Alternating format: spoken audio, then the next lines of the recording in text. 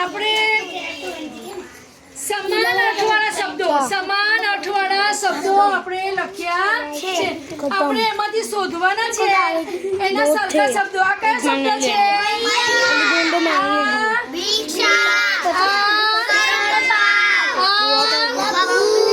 અને હવે મૈયા આ શબ્દ વાંચો. આ શું છે?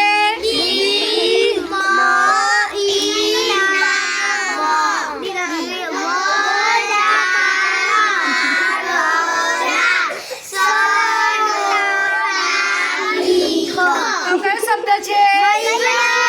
મૈયાનો સમાન અર્થ કયો થશે? લખો, માતામાં લખો. અહીંયાનો ફોટો. સરસ સરસ, વાહ સરસ. બંને હાથથી લઈને લેવાનું. બંને હાથથી લઈને તો લેવાશે.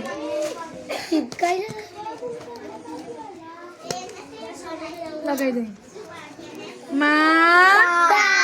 ચલો, કયો શબ્દ છે? તો ભિક્ષાનો અર્થ શું થાય? ચાલો લખો. બંને સાથે ઉપાડવાનું. બી અને ખ કરો. સરસ થઈ ગયું ને? સરસ. ચાલો, કયો શબ્દ છે? સર્પાવ એટલે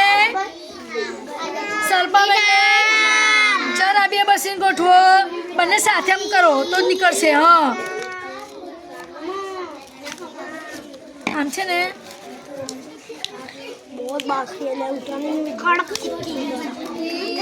ચલો, ના અને મ. લી ના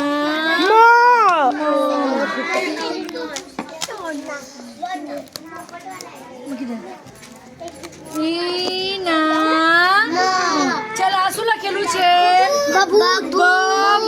ચલો, કયો શબ્દ આવશે? રાખ. શું આવશે? રાખ કરો. લખો. લે રાખ.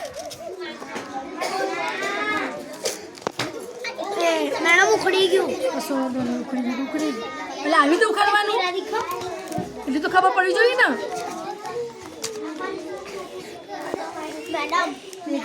પાગલ. રાખ. શું આવ્યું? એ ભાઈ મેરે બાત શું આવશું?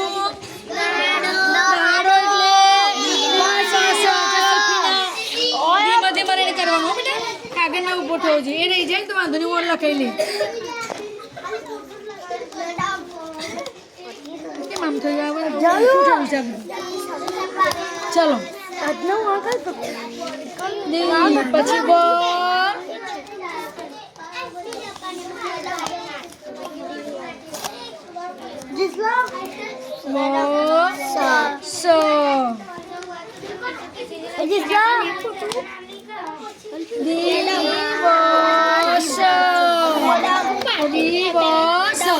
આ રીતે આપણે સમાન અર્થોને આપણે કરી શકીએ. ચલો, મૈયા એટલે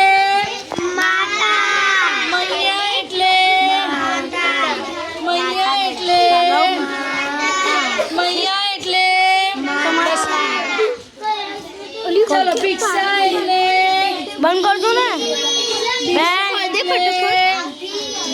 બંધ કર દો એટલે હો.